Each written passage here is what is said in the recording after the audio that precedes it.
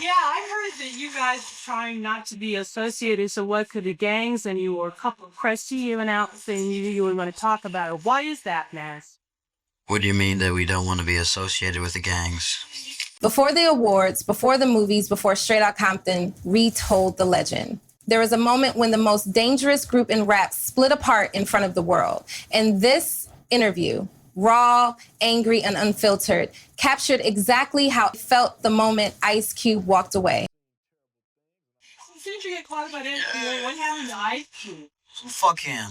Get out of here.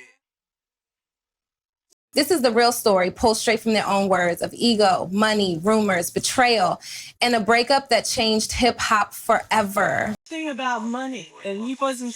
No, he was on an ego trip.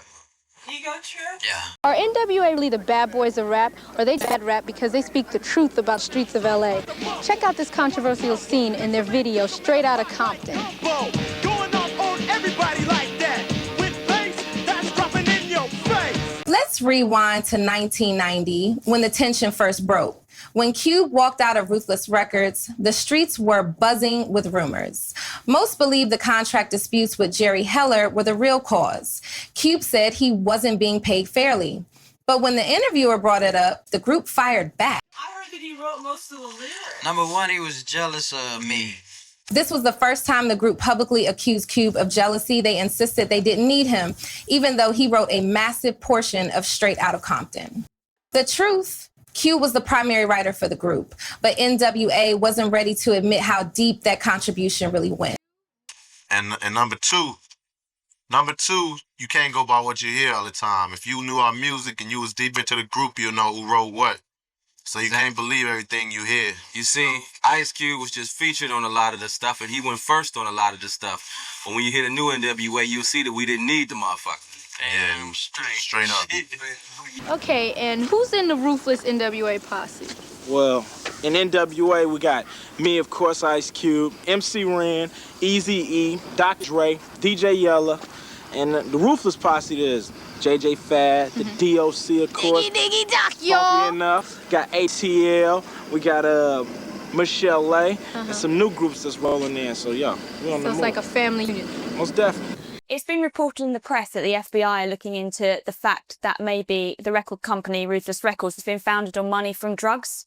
Is there any truth in that? Oh, shit. So why are they looking into it then? They have nothing else to do. I think they should be more worried about, the shit that we're talking about on our record than our records, They should be more worried about the streets and saving lives than worrying about, what N.W.A is doing or saying. Yeah, and everybody knows what's up on the FBI anyway, so we don't need to go into that.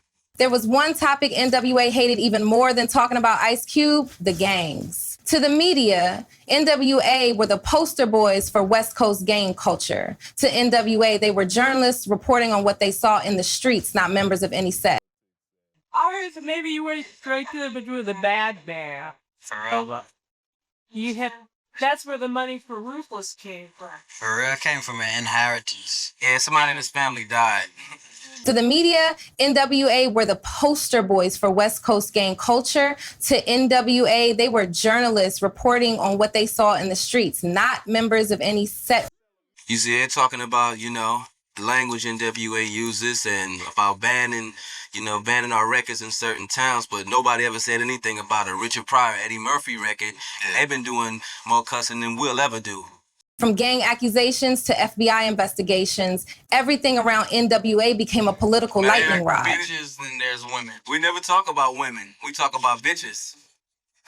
So do you screw around a lot? Do we do what? Do you screw around a lot? Damn right. They denied everything, but behind the scenes, the tension was real. Rumors swirled around Eazy's past. The government was watching gangsta rap closely, and the pressure on Ruthless was growing. Whether the FBI investigation was real or exaggerated, one thing was clear. N.W.A was facing heat from every direction.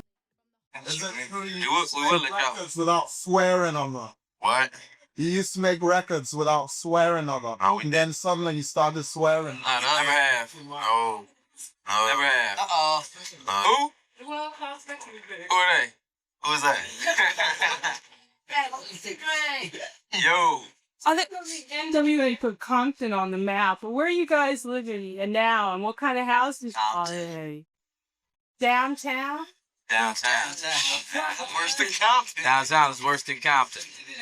We live in a nice house.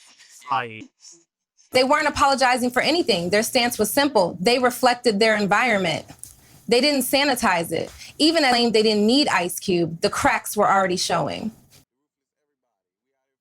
His statement that he made about South Africans, you sort of said basically. What?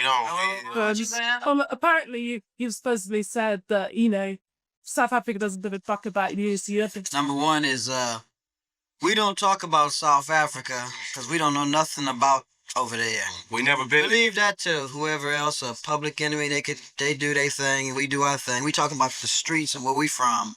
How do you feel about a comparison to Public Enemy? Hey, you know, they do their thing, we do our thing. You know. N.W.A.'s interview was more than frustration. It was a group reacting to its foundation being shaken. And Cube's departure didn't just split a group, it reshaped West Coast hip hop. Without Cube's pen, tensions grew. Without Cube's voice, rivalries deepened. Without Cube, Dre eventually walked too, leading to Death Row Records. Is there much rivalry between the West Coast rappers? No. Nah. So you respect your peers, do you? They respect us. This interview wasn't just N.W.A. defending themselves. It was the moment hip-hop's most important split began to ripple outward, creating new careers, new beefs, and new eras. Cube went on to dominate as a solo artist. Dre built an empire. Eazy left behind a legacy that still echoes today.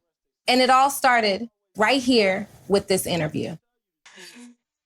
Hey, Dre, what are you working on now? Who are you producing? N.W.A.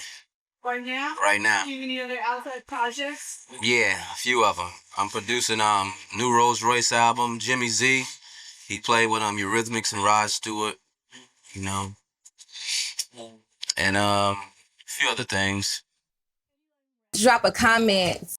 Do you think Ice Cube made the right move leaving N.W.A.? Make sure to subscribe for more content like this and exclusive interviews such as our interview with West Coast rapper Yesterday. How do you feel about your videos being banned in America? When they banned our video, our record went gold.